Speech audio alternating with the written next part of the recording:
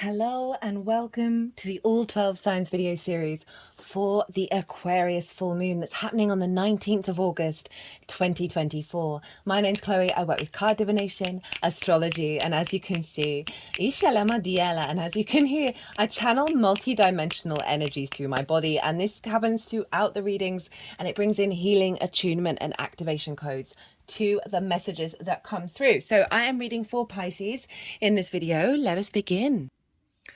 Pisces rising. How you doing, Pisces? So I read for the rising sign. So for those of you who do not have Pisces in the first house, look to where it falls in your natal chart. Look to the house that it's in and the themes of that house. You want to apply those themes as well as all the meaning you've got going on in the sign of Pisces to the messages that come through, because it will be as if that Pisces energy has energetically moved to the first house. So the astrology will still link in from the rising sign. You've just got to add on your natal chart meaning on top of it. As always, take what resonates, leave what doesn't. So a little bit of housekeeping first. There is a competition, all the details of which are in the description box. You can enter it as many times as you like. There are 3 readings up for grabs. The second bit of housekeeping is regulars. You'll already know this if you've watched the last couple of transits. I had something quite dramatic happen to me a couple of weeks ago. A cat went missing and she's still not back, and it's taken up a lot of time and a lot of energy working through a lot of surrendering, but also a lot of grief, a lot of worry, and all of that. There's lots of nuances of why it was a bit dramatic. So I'm trying to be really mindful of my energy, because usually my readings are around an hour long, although to be fair, the readings towards the end of this series are starting to get a little bit long. I'm just trying to be mindful of that. So that's why I'm pre-shuffling at the moment, getting the cards out. It's not normally what I do. I'm not trying to manipulate anything. I'm just trying to respect myself as well as my deepest desire constantly to give everybody all the messages. So that's why they've been pre-shuffled. That's what's going on. And let's get on with the astrology. So Pisces, where is this full moon happening for you? It's happening in your 12th house. Now, the 12th house is a difficult house. It's the unconscious spaces. It's the hidden house, what's going on behind the scenes. And so often in those unconscious spaces are trauma responses and limiting beliefs, right? Old patterns. And this house can represent depression, anxiety, grief, loss, isolation, all of that good stuff, as well as underneath all of that, the magic of your soul, like the core power you have deep within you. The 12th house can feel very personal to you, but it may go on behind the scenes. Other people may not see it. It may not be integrated with the rest of your chart. I always call people who are interested in astrology or clients, do work on the 12th, because that really opens up the whole chart and brings that power out. I've got Cancer there. I tend to not hide my emotions, but they're very personal, but they're very strong, and it's not necessarily what I show other people, and I've been making a really conscious effort of bringing that to the surface. So full moon in Aquarius represents an element of completion of a particular part of the cycle from the new moon in Aquarius this year. Things that you've been working on coming to a completion. It's also, so this could be you've spent some good time going into those unconscious spaces. You feel like you've released a layer of anxiety, of depression. There may be a closing out of a cycle of grief, as well as maybe what you've been working on in regards to integrating that 12th house and bringing that Aquarian vibe out into the rest of yourself. Full moons can bring up triggers. It's because they've got the moon, our unconscious, our emotional body, whether the moon represents our intuition, whether our needs are being met or not, how we give and receive nourishment. And so with the full light of the sun on the moon, it can highlight things in the unconscious spaces that need to be looked at by bringing up triggers over the next 6 months. So just bear that in mind. And this moon is wild. Moon is completely buck wild. There are so many squares and so many oppositions, and there's big alignments going on. It's blown my I've enjoyed talking about it so many times. It's ridiculous. I've done a collective reading where I've broken down the astrology in a lot more detail. So go check that out, just because this moon is the lead up and afterwards, we're feeling a lot of catalytic energy where essentially the dust is being kicked up in order for it to settle and guide us on this new path in the new timeline. Itiala dinema otoila. Squares and oppositions, conflict, isolation, impinging authority. You may find that the external as well as the internal world get quite loud in regard to this challenging energy. It's not bad, but it's challenging. Or it may be very subtle. It all depends on your chart. But just know this is some of the wildest astrology of the year going on right now. So that 12th house energy triggers of unconscious responses coming to the surface to let you know what to work on over the next 6 months. So just be really mindful that a lot of people, a lot of situations, you may be kicking off in the week leading up to this and the week afterwards, as well as big building work, which I will get to. So that full moon can also represent heightened intuition of your connection to the magic of your soul, really feeling like you're meeting your needs in those unconscious spaces, as well as getting a lot of nourishment there, a lot of illumination around your intuition, around why you may respond in certain ways. And all of that is I love a full moon in the 12th. And this can be a great time to go do some ritual, right? Get into the magic, into the occult of it all. But you might be doing that by yourself, right? Rather, that sort of inner isolation. The sun is over in the 6th house, and we often find that the sun can reveal what you've done over the last journey, right? So because it's the illumination of it all, and it's in the 6th house of the adult in the room, work, how you work, physical health, routines, co-workers, pets. Obviously we do know that our mental state can affect our physical state. Italia dinima ot Italima. So there may be a reveal around part of a physical ailment may just fall away because you've released something in your unconscious spaces. This can be a revelation of how you've incorporated the magic of your soul, right? Your power up essence into the way that you work. There may be some relief around co-workers who are then letting you know how much they value you and support you. They understand that you may have been doing some stuff behind the scenes, but they really appreciate you. There may be a falling away of your interaction with others, of your understanding of the way that you work, that may have caused some anxiety, some worry, some fear. That is, the sun is like, oh, I don't feel like that anymore. Now, this is the midpoint of the Mercury retrograde. The new moon happened just before Mercury went retrograde, and this is the midpoint. So it's very in alignment with that retrograde series. That's already live, that's already out. If you want to go check that out, that's there. And so it's conjunct the sun. And so this is when we get downloads, inspiration, clues, support about the next stage of the retrograde. A lot of divine inspiration and things being revealed to help you with the next part of the retrograde. And this is also a full moon where things do get revealed. So we've got double reveal going on, like a real heightened illumination that is it's helping us move towards the future with that Aquarian energy, right? We're releasing a lot of the old patterns that have blocked our heart and blocked our ability to get that higher perspective. Now, there's a grand fixed cross going on. Uranus is square the sun and the moon by degree, nearly exactly by minute. It's one of the many wild things about this astrology. Over in the sign of Taurus.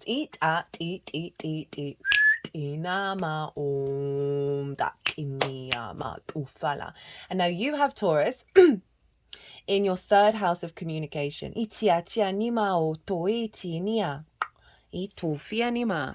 It's your environmental frequency. It's the house of the goddess where we bring our big picture philosophies into our day-to-day and find meaning in the day-to-day. It's the places that you go on a regular basis, things that you do. It's the lens in which you communicate through that Taurus energy. And it's also your environmental frequency. I think I already said that. So Uranus is there, been there for a while, wants you to communicate from your truth, right? Wants you to walk your soul's path, wants you to not be worried about what other people think or do, of how they find meaning, what they do on the day-to-day, and make sure that you step out of collective mindsets.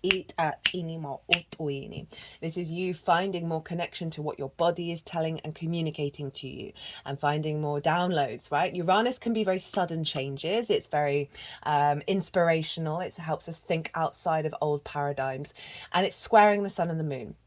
So there's something about a releasing of a block around the way that you communicate that may have been limited by things in the unconscious realm that have blocked your capacity to really find the vision, the clarity of the way that you work and put that into practice in a day-to-day. I can see that Uranus square really helping shake that energy up and bring in new dynamics, as well as the elevation of the magic of your soul with the way that you work, being able to feed into a very unique perspective and a neat way of implementing that on a day-to-day basis. However, it's squares, right? Squares can bring up conflict, drama, frustration, winning at all costs, right? Ruled by Mars. But the flip side of Mars is the builder, right? It's the manifestation in the 3D world, the sense of structure of things showing up. And so squares can highlight that, right? And you start to see things, perhaps sudden encounters in your local community that may provide a new job opportunity. Now, the saving grace of this is Pallas Athena over in Scorpio. So Pallas Athena is an asteroid and she represents embodied wisdom and strategy. And she's up in your ninth of your perspectives, of how you connect to the world, your morals, your ethics, your philosophies. It's all about perspective. It's also about sort of longer, far distance trips than you usually make, because the third is about day-to-day trips, but overall perspective and how you figure things out. So you've got Pallas Athena there, which is great because she's, as I said, embodied wisdom, and she's a saving grace because Uranus can be quite disruptive, right? So she's making sure that whatever catalytic change is happening here is serving your longer term goals, is serving this level of your capacity to see a higher perspective that serves you, that is then you're going to be able to incorporate with the shifts and changes that are happening with that sun, moon and Uranus. So a grand fixed cross. This is all the fixed signs being activated at this moon. Can feel like you're being pulled in lots of different directions. If this is the case, center yourself in the center. Be still in the center. If you're overwhelmed, just clear the mind, just for a minute, just for a second, breath work, meditation, whatever it is, just clear your energy field. And then see what intuitively comes through, whether it's your instincts, your emotions, your physicality, your mind. See what comes through about what area of that of that fixed energy that is truly needing your attention right now, because you're gonna dot between them, because then we can turn it into a generator. It's basically like 4 batteries working together and going round and round and round and round and activating a very powerful timeline, because fixed energy, it is keep on going. Once it's been activated, it doesn't stop, right? It is very loyal, it's stubborn, but it's the capacity to maintain, right? But it's difficult adapting. So let's move on to the next bit of the astrology. So we've got a massive grand fixed cross going on. The ruler of this moon is Saturn, traditionally. So whatever's going on with Saturn is influencing this moon.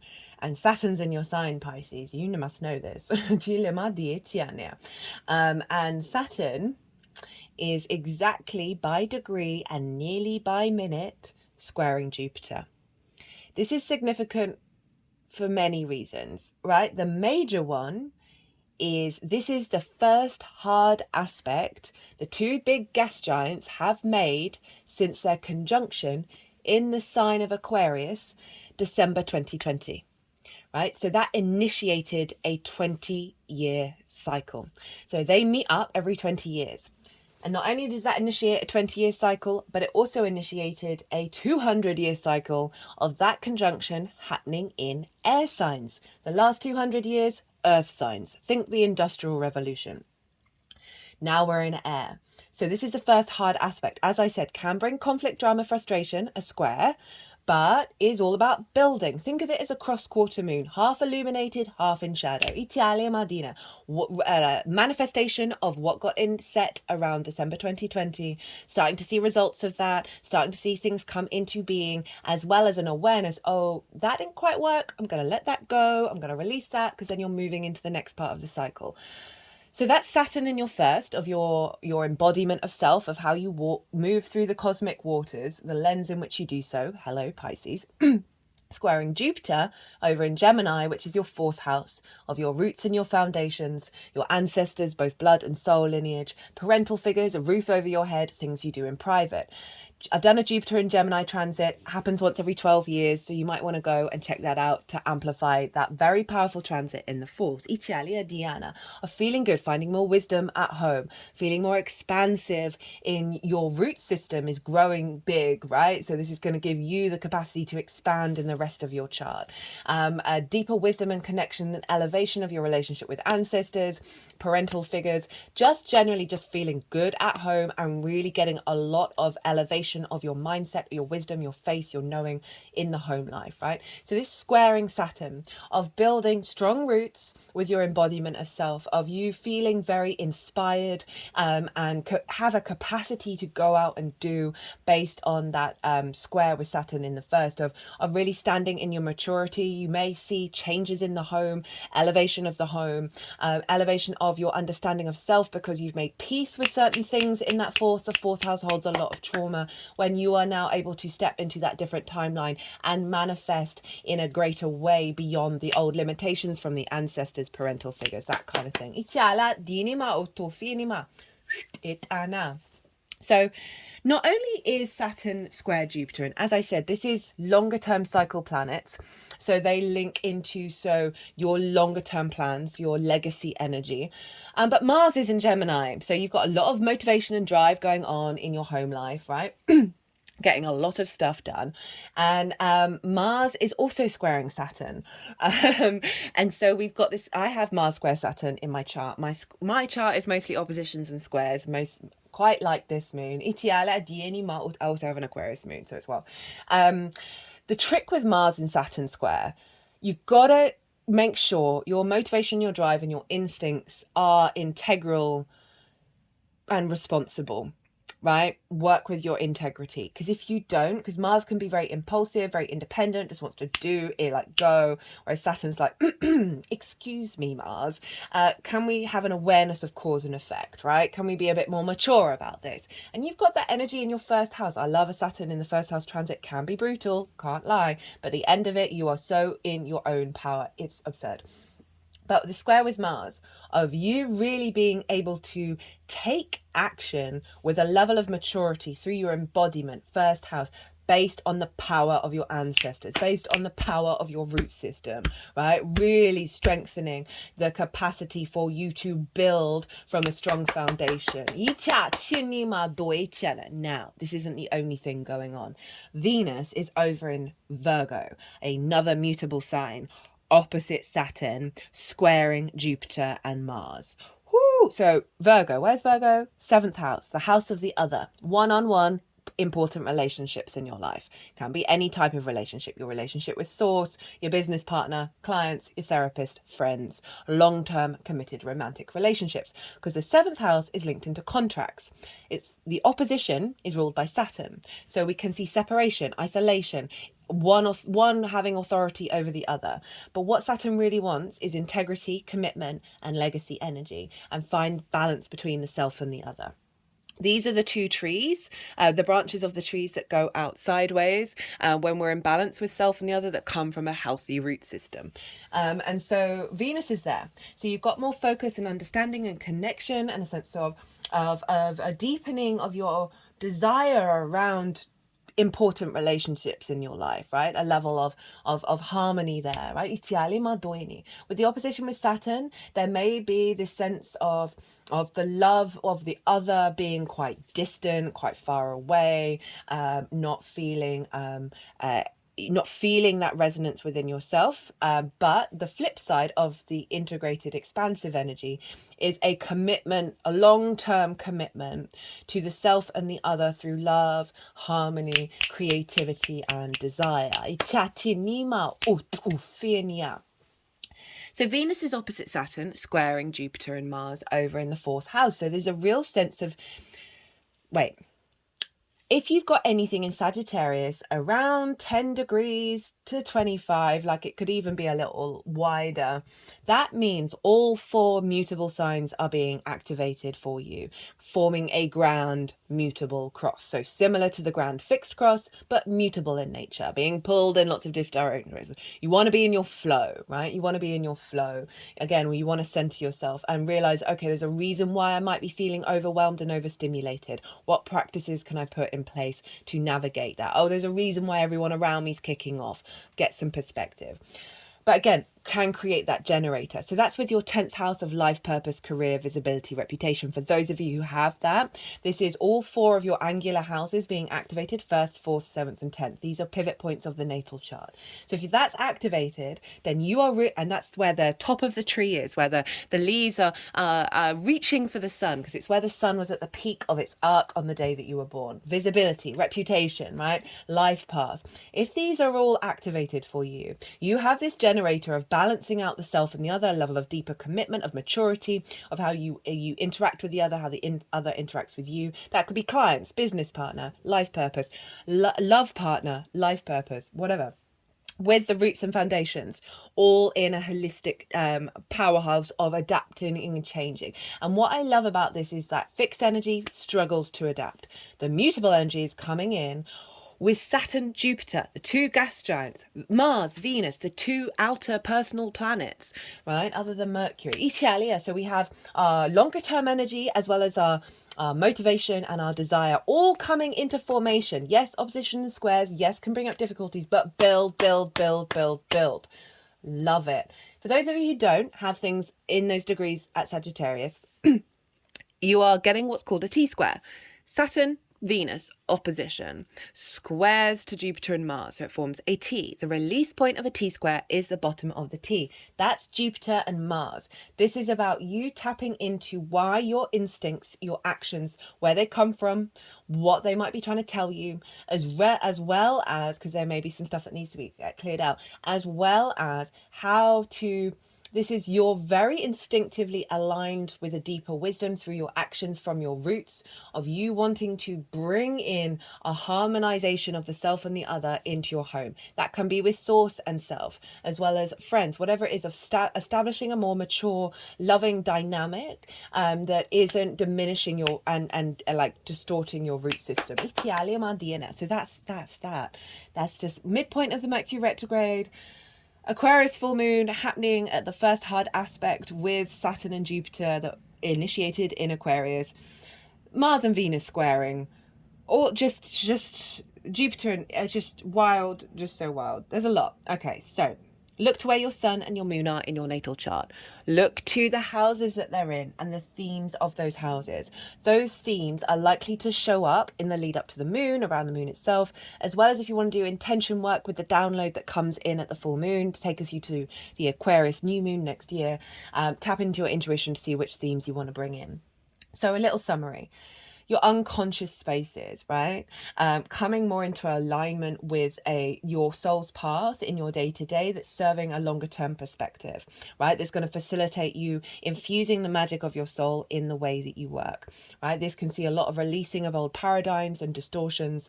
And then this is all being influenced by Saturn influencing the moon. And that's then with this sort of either the T-square or the grand mutable cross of really shifting our frequency, being able to adapt into the new timeline that's coming in, having had everything kick up and drop down.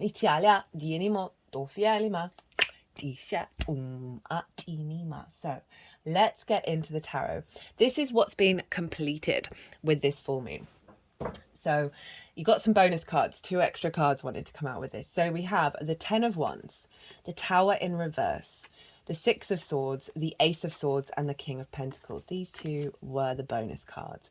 So there's it's such a clear message in terms of the 12th house, right? Of this is a very karmic energy. This can be unconscious responses from your ancestors, from your parental figures that you've picked up on, that you are now holding that weight of the burden of work, right? Because this is fire energy, of the heaviness of the physicality of existing, and the pain that can feel with that Aquarius, which is kind of universal truth being at the root of you and not, feeling the heaviness of the world around you. And this is about burden. This is about a lot of responsibility. I can feel this as a lot of instincts and impulses and just a lot of passion and transformative burdens that you've carried. All right, I know I've said a lot of words that probably didn't all link together. That you have worked through a cycle of releasing the weight that you feel in the 3D, in the unconscious realms. Italia, dienima or tuela. Because this figure is always like having lots, I don't know where my words are going. Having lots to do is no bad thing. It's our perspective around it. It's also about, does that thing give me energy or does it suck the life out of me? This figure can't even see it's a beautiful day. Their spine is really hunched over. But you have gone through a cycle of releasing what it fit in the unconscious spaces, how this feels in the 3D. Perhaps you're burnt out, overworking, which has then affected your mental health, and that may be a side for some of you.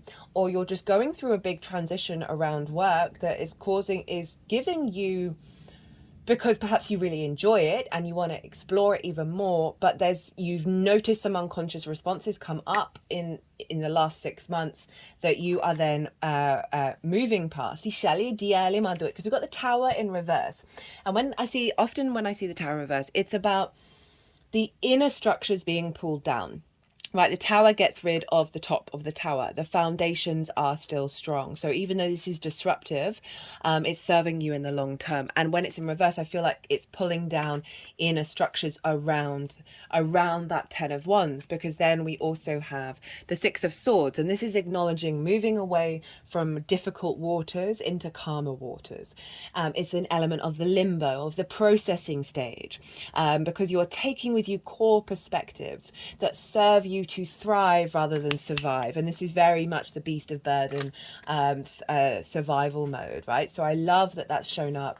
Of the last 6 months, you've like, okay, I know what's going on, and you've given yourself the space to figure out, okay, what really matters to me, what's important, how do I perceive things, and bring it forward. And then you've got the Ace of Swords with the King of Pentacles. So this is like real clarity and vision, real divine inspiration of in those unconscious spaces. This feels like this is the magic of your soul coming out. They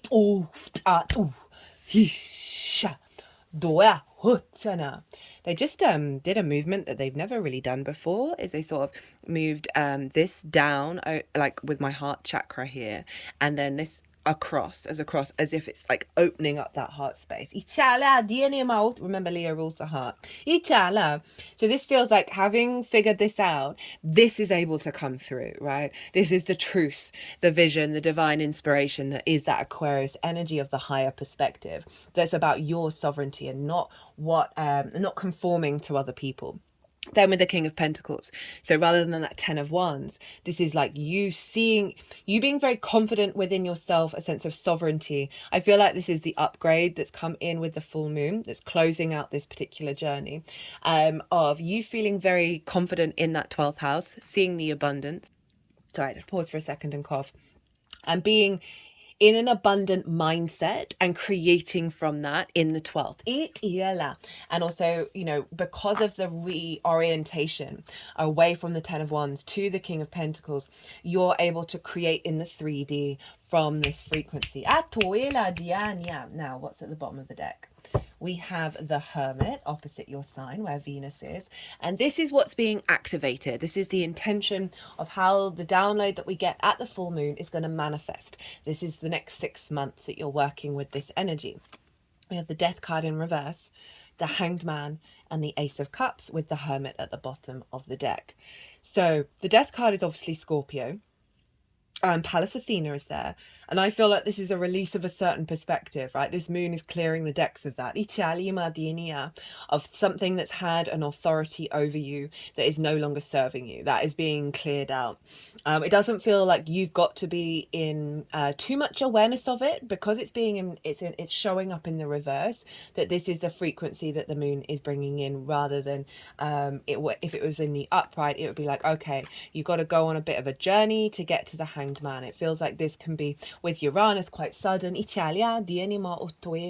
also representing what's happened here, is that you've gone through a cycle of letting go of something that has significantly had a hold over you, and because of that, this is bringing in enlightenment. It's bringing in a higher perspective. This is Neptune. And Neptune's in your sign. So this figure has intentionally surrendered, intentionally paused. Just standing on your head can help shift your perspective, because if you do things in the physical, it'll affect all the other fields as well. This is the only halo in tarot representing alignment, divine illumination. So there's something about what's happened in the previous cycle that is allowing you to tap into this higher perspective, this capacity to feel illumination. This is the 12th house energy, so it's really bringing that magic, the co-creation with your soul coming through. And it is, because it's the Hanged Man, it is about pause. So it is saying that there is an element of when you spend a little time by yourself or in a sense of suspension and surrender, you are going to get a lot of wisdom coming through. That's being activated. Italia dienima. Ot ialima Italia dofinima dinima. With the Ace of Cups.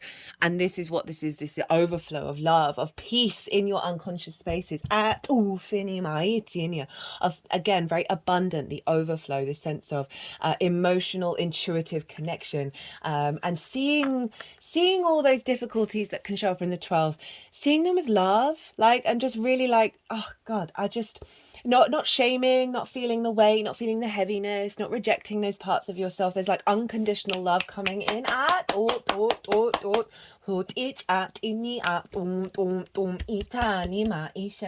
And with the Hermit, that's the Virgo energy. So for some of you, this may be about distorted love languages, right? That mean that we aren't able to commit. We aren't able to receive the intimacy that we want or can give, right? It can go both ways, because this is the 7th house.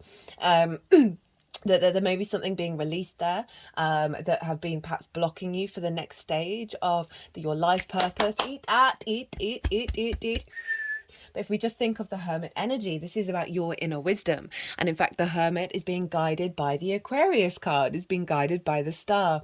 And so there's a sense of you are cultivating a real confidence in your inner wisdom. It's not about what anybody else is doing or thinking, right? This figure's on the highest of mountains. It has the high perspective. It doesn't care what society thinks about it. It knows that the way that to its wisdom is by going inward. It's also a kind of a withdrawal. It might be calling you to spend more time in nature, Italia, or just spending more time in those unconscious spaces and having the real confidence to be able to tackle it in a way that is creating love and a physical feel-good factor, rather than oh shit. How to amplify this energy? We have the Emperor, the Hierophant, and the 9 of Pentacles. So Aries, Taurus, and Venus in Virgo. So the Emperor card. This is where the North Node is, and it's making a trine to the Sun, right? So there's a sense of your skills and your tools, your resources in the 2nd house, of how you manifest and bring in regular income. It's the things that you value, how you value yourself. That the Sun is elevating any wounds there that have blocked you from really harnessing your skills into the way that you work. I've just got to pause again. I do apologize. So sorry, Pisces. So and also so that's the way that you work and your skills and your tools, your sense of value of self, therefore taking care of your physical health more. That may be something you want to focus on. But it's very empowering. It's the King of Kings. It's truly sovereign in its nature. It understands its own divinity, similar to the Hermit. The Aries energy, the way that it gets its wisdom is through its own experience. So you've got a doubling down on that kind of energy, that this isn't that unconscious space can hold so much nonsense that has nothing to do with us. They're just shaking my head and they have my hands by the head. So there may be something around doing head meditations, of clearing the clutter in there. Embodying that Emperor, being in the 12th. But it is calling you to perhaps do some practices of bringing that Aquarius energy into your skills and tools, into the way that you manifest, as well as overall, allowing the acknowledgement that a cycle has ended, that you are moving into a higher level of perspective, that is calling you to be you. We then have the Hierophant. This is Taurus, so where Uranus is. But this is, again, very similar vibe, what it's really calling you to do. This figure is the Pope, right? And the Pope went on a bit of a journey, and is now embodied as the spiritual guru, right? You are your own guru, by the way, Pisces. But this is a real level of commitment and knowing and wisdom in that embodiment, and it's letting you know you are this, right? And you are able to bring this to the table. And this is about commitment to the way that you communicate, that's coming from an authentic place. How you find meaning from an authentic place.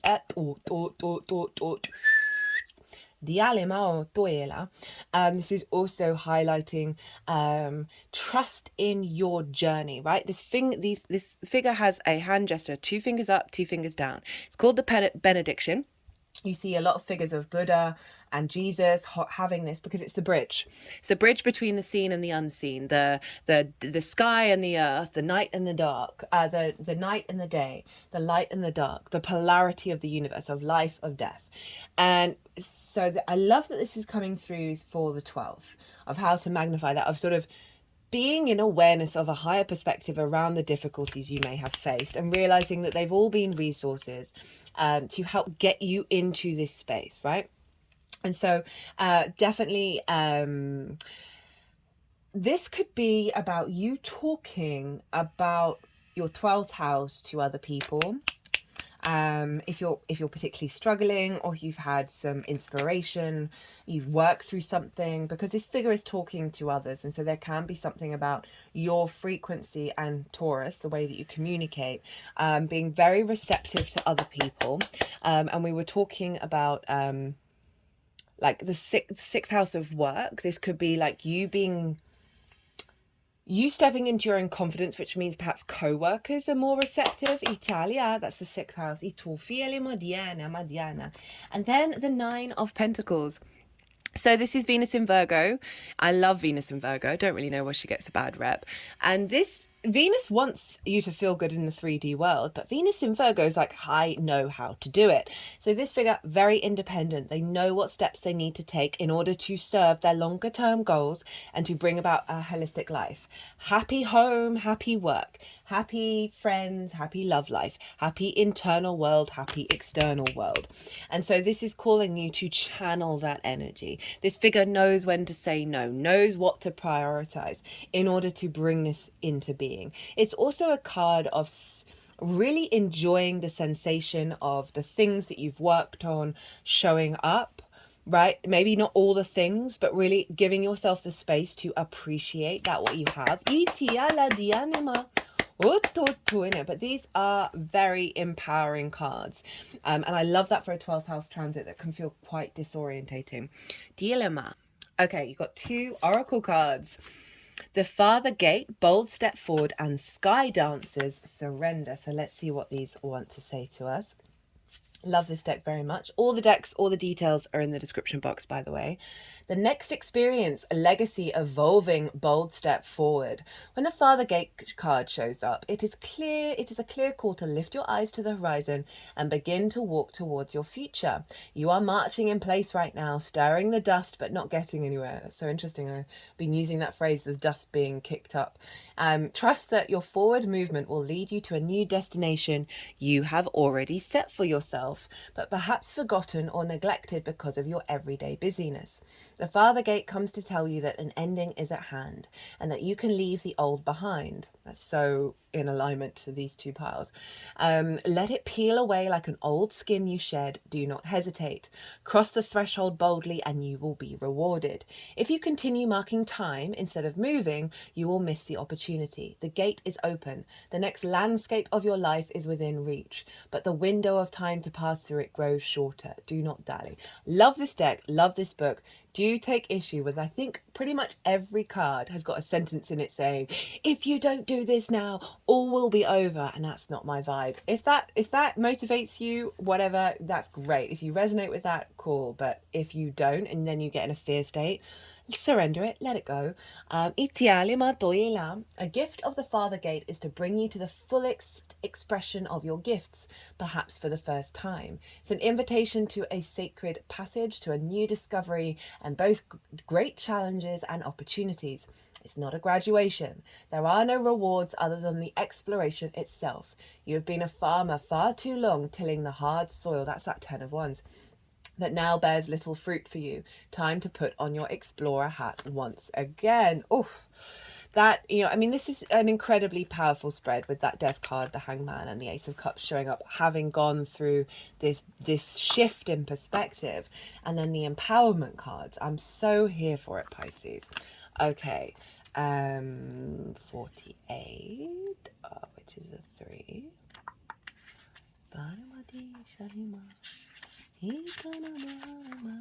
Liberation from attachment, surrender. When a sky dancer appears, she is inviting you to welcome the deepest power of the feminine into your life. You have already overanalyzed your situation to exhaustion. Now is the time to invite the sacred feminine, the wisdom within your heart, no matter your gender, to guide you to success. If you have become earthbound, plodding and planning and praying for change, cease and desist. Break the habit of being yourself, of repeating the same behavior and hoping for a different outcome. Stop trying to figure it all out and stop overthinking it. Surrender.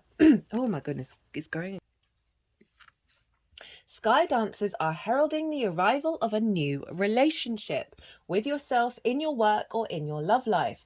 I mean, that is Venus in Virgo. So there might be something about collaborating with another to work, perhaps with Source, that is then bringing in a frequency that's more in balance, less distorted love languages from the 12th. Italia dinima otoela, where you are able to be confident within yourself, set healthy boundaries, and also engage in co-creation rather than codependency. Atoela dialima because we've got the Hermit and Venus in Virgo, and that's they're both Virgo cards. This could see, because you're bringing in the magic of your soul into the way that you work and the way that you communicate, that this might see more clients come in, one-to-one clients, that is going to bring about holistic lifestyle. But it is just generally calling on you to step into your power and your capacity of saying no.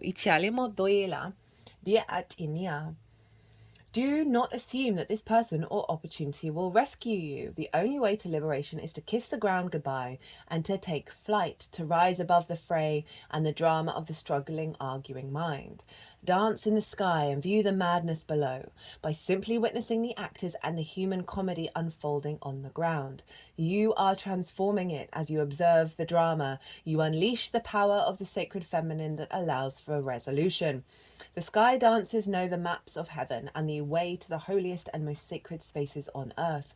They come to help you with your current life and, even more importantly, to guide you to the realization of your own divinity. Woo! Pisces. I'm so here for this. Pisces, if you like this video, if it resonated, it would bring me great joy if you hit that like button. Obviously, it helps the algorithm, let's be real. Don't forget to enter the competition. 3 readings up for grabs. Pisces, whew, be good to yourself. Be good to those around you. Safe travels and be well until we meet again.